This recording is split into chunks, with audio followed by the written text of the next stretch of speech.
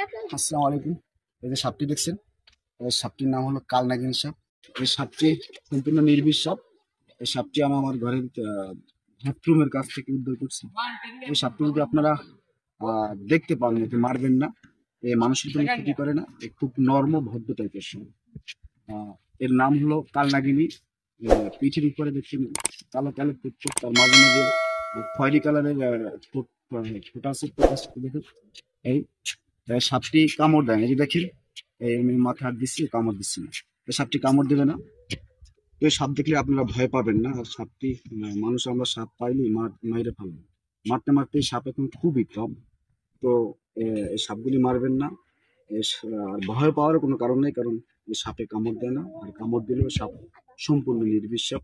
আমি এটাকে জীবিত উদ্ধার করছি, আবার এখানে সাপটিকে আমি জীবিতই ছেড়ে দেবো। আসুন, তো সাপটি আমরা এখানে ছেড়ে দেবো। ভিডিওটা সবাই শেয়ার করে দেবেন যেন সবাই দেখতে পারে। এই একটা নির্বিষ সাপ। আমরা সাপটি ছেড়ে দিচ্ছি।